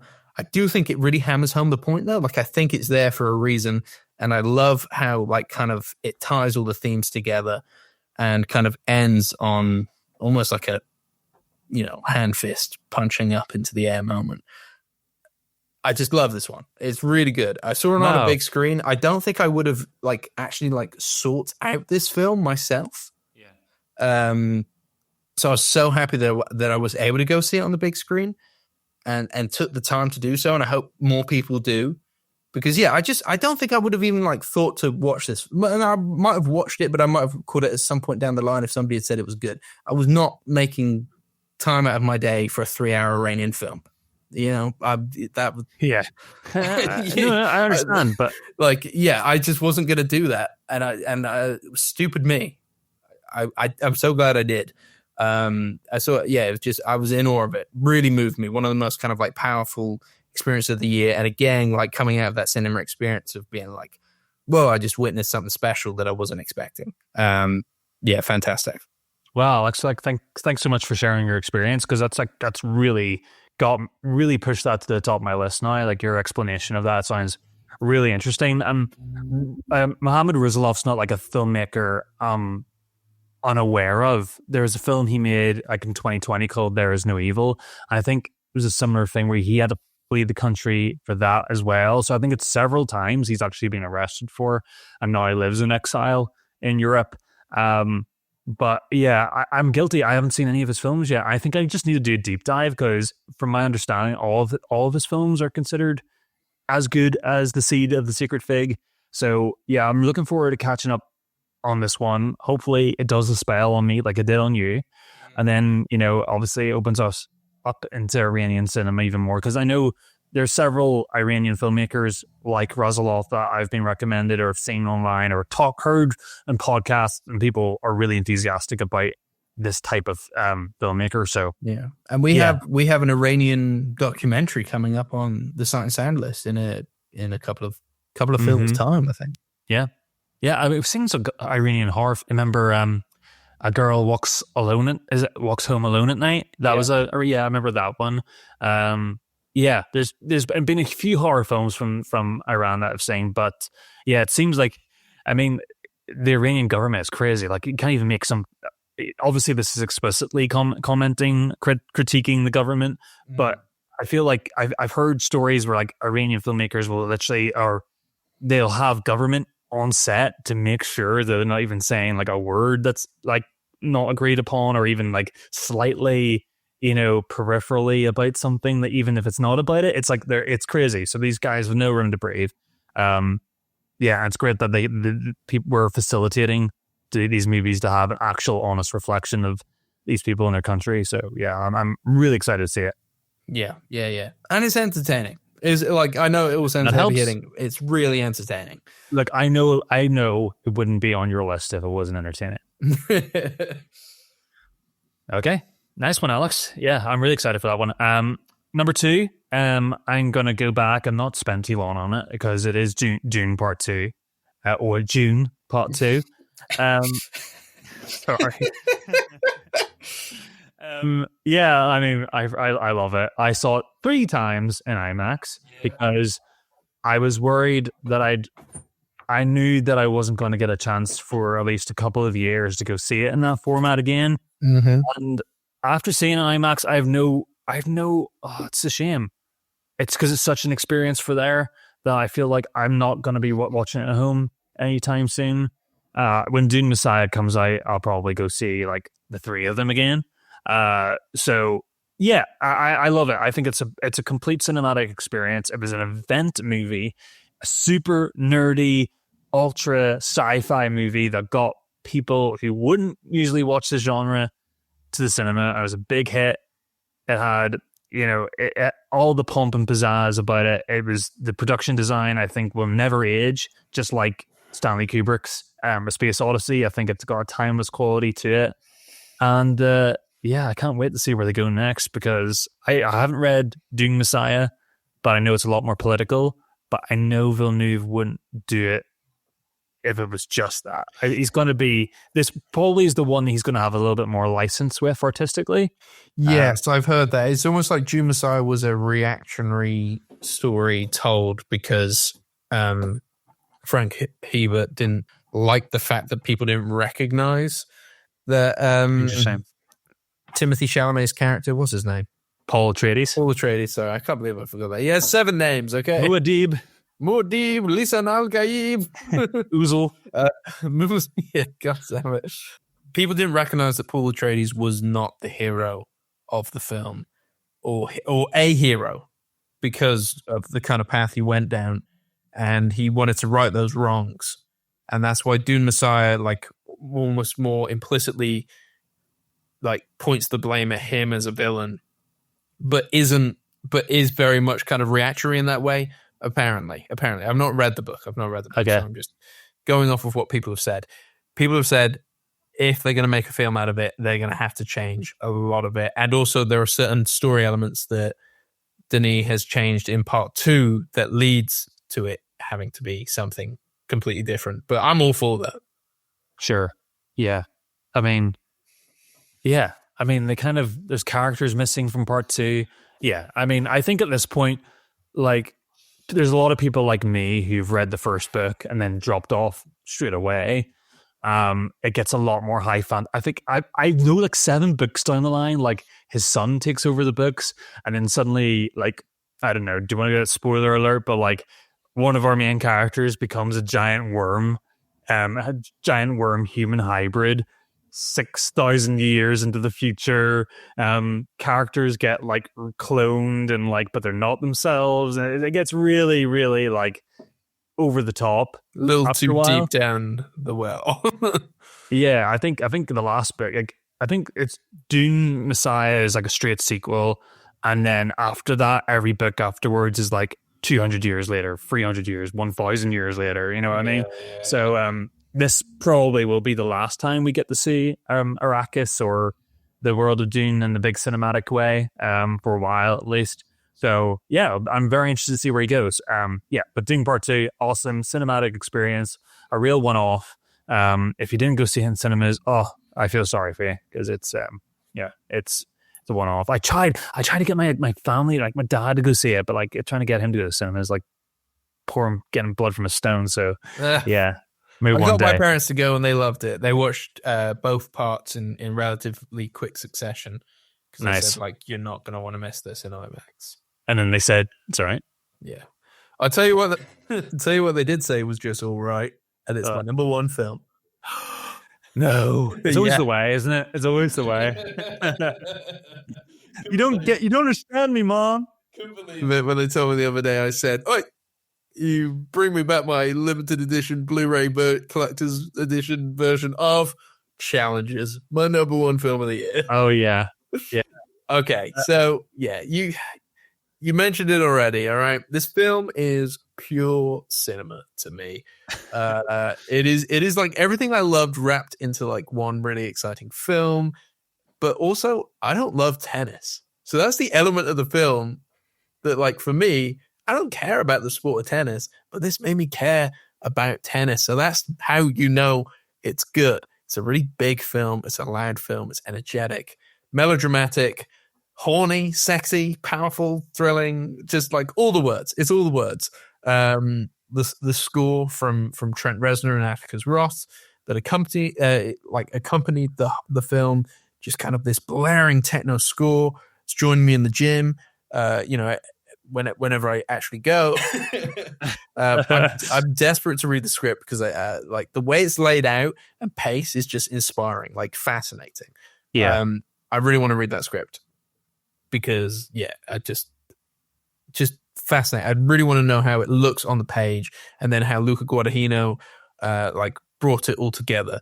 And like, I want to buy him a beer for this because like he just didn't get complacent. He didn't get complacent in this film. Like every scene is so unique and creative, and he uses like every tool at his disposal. Every element of cinema is turned up to 11. It's like, why don't we put the camera inside the bat? Why don't we put the camera inside the ball? Why don't we put the camera underground and above? Yeah.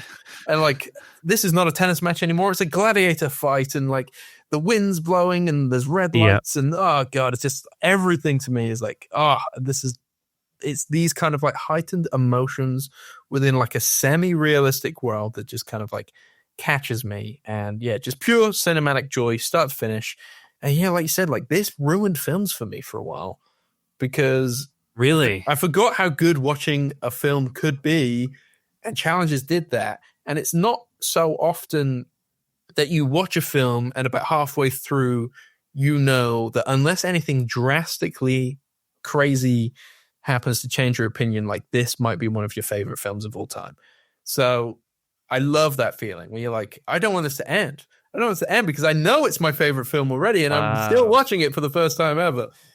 Maybe not my number one favorite film of all time, but like it's difficult. It's in that collection of films. Better than Portrait of a Lady on Fire. I know you love that film. Up there with it. I'm not going to put it hands together. I'm not going to put it above or below or anything, but like it gave me the same feelings that I had when I was watching Portrait of a Lady on Fire.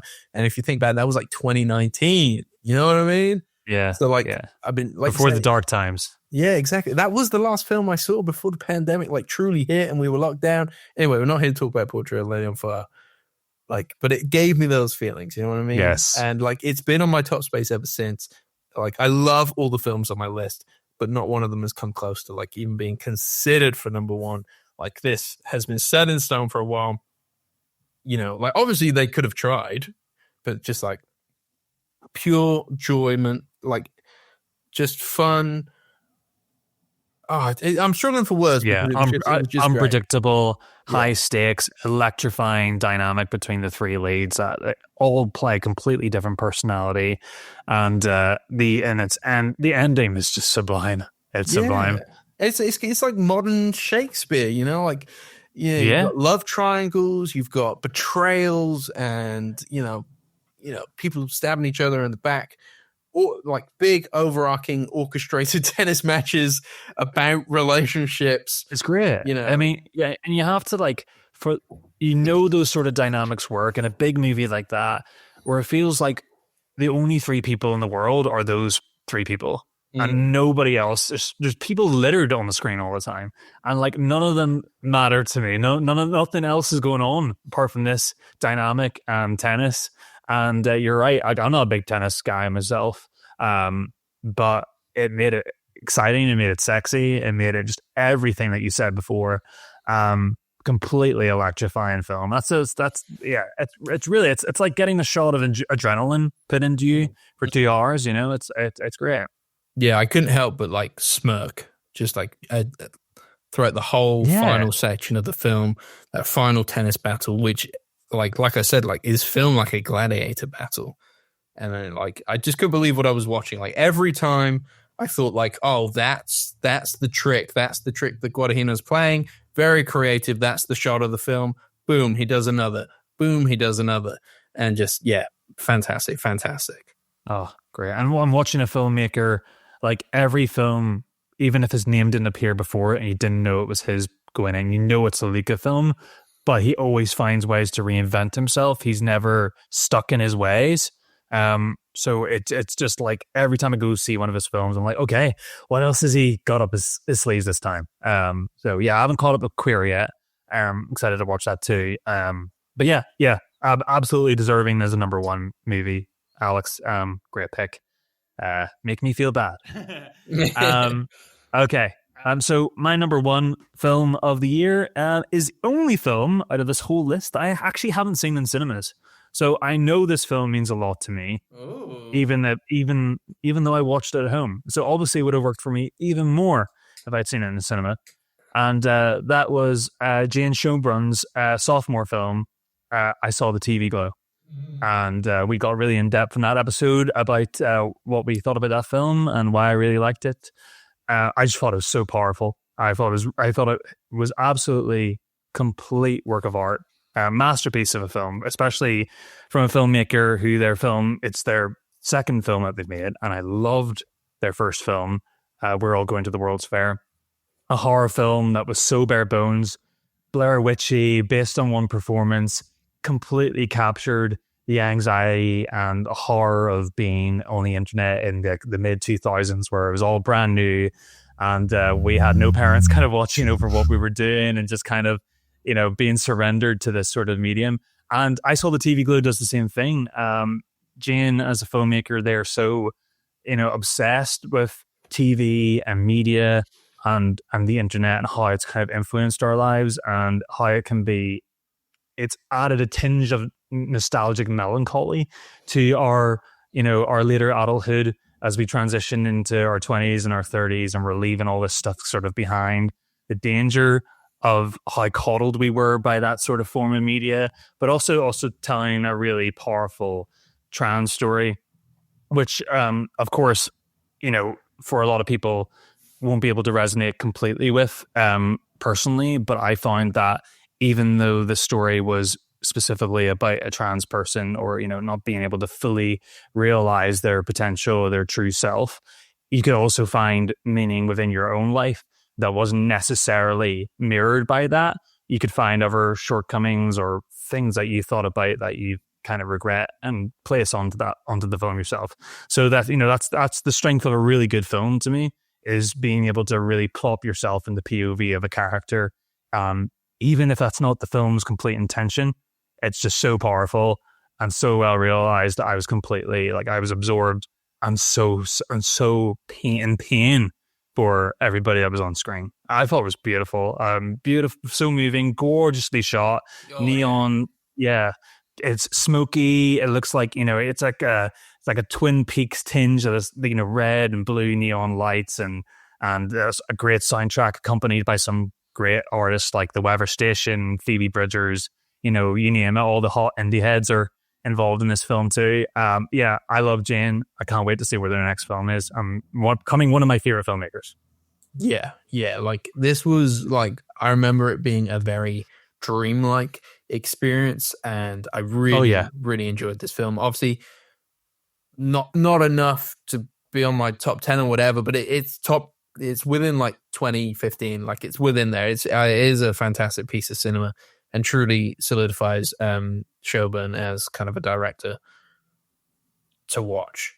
And I need to watch We All Went to the World's Fair, because I was blown away by this. I think there were elements of the ending that didn't work for me.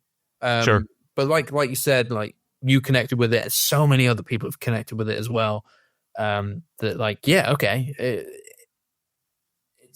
It's a me thing. It's not the film thing. The film does not need to change to satisfy me. You know what I mean?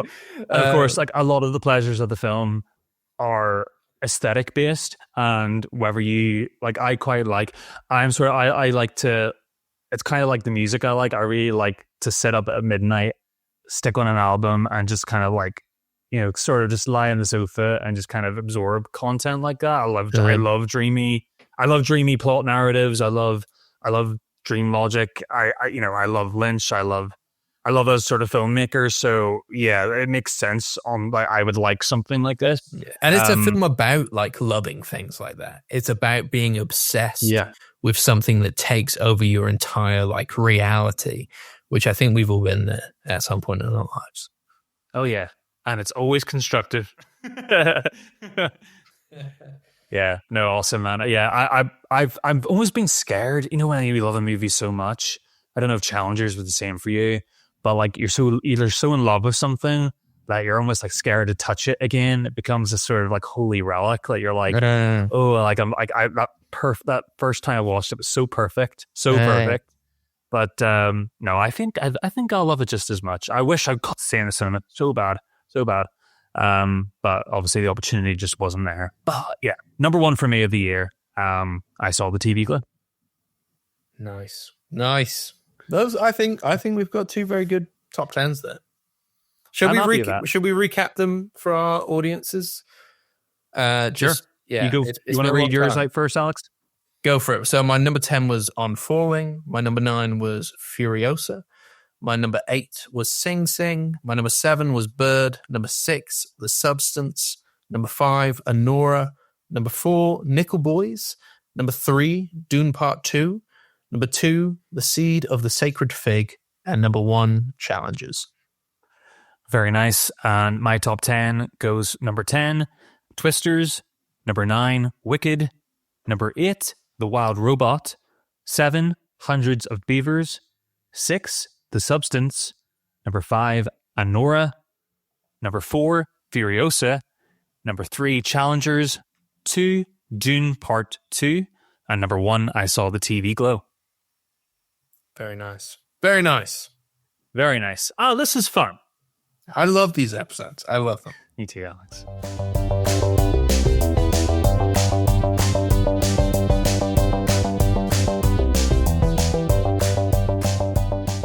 Wow. So that was us recapping 2024 and our top 10 favorite films of the year.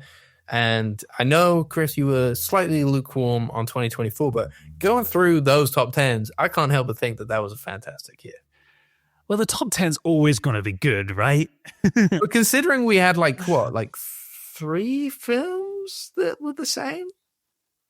Yes. Yeah. There's 17 films there that are fantastic.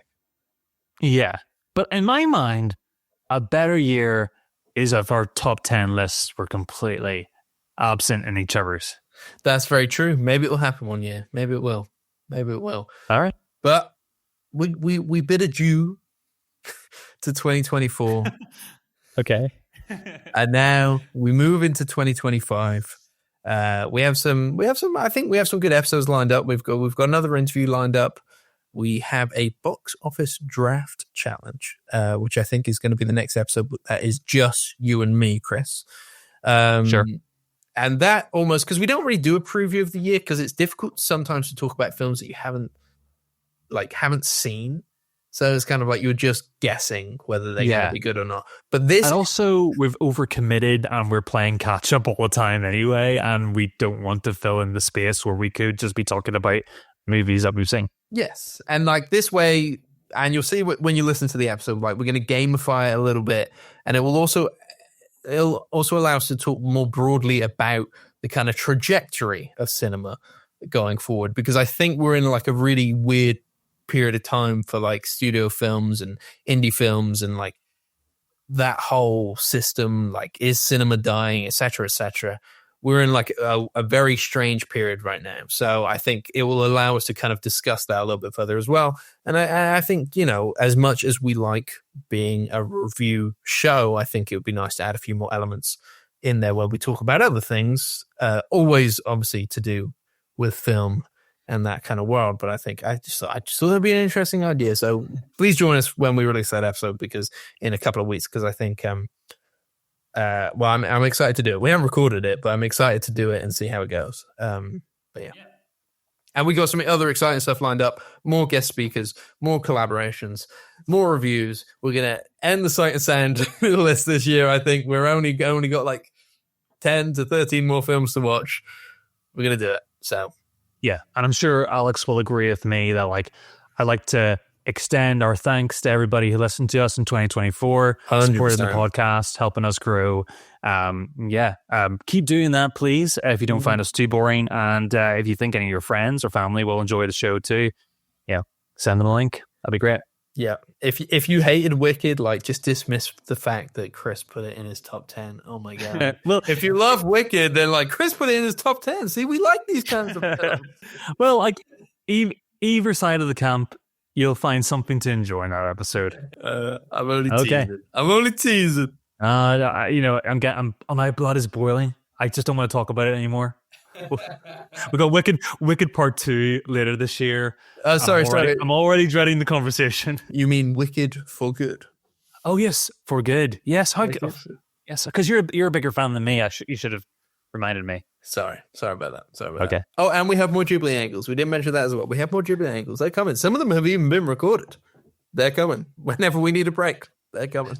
Have they? I thought they were all out. No, there's one in the bank.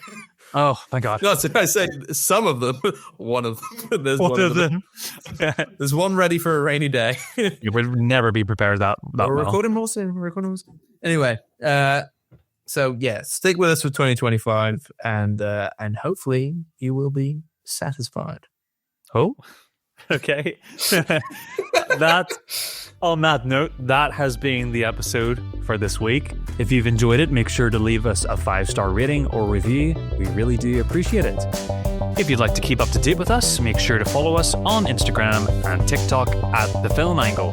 We also have a Film Angle playlist, so if you want to listen to what we listen to, you can find that in the show notes. And we both added our 100 most played songs from last year from our Spotify Wrapped. So there's 200 songs on that playlist right now. How many hours of entertainment is that? Exactly.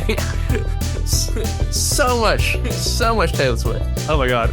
Be sure to catch us next week for more cinematic discussions. Goodbye. See you later.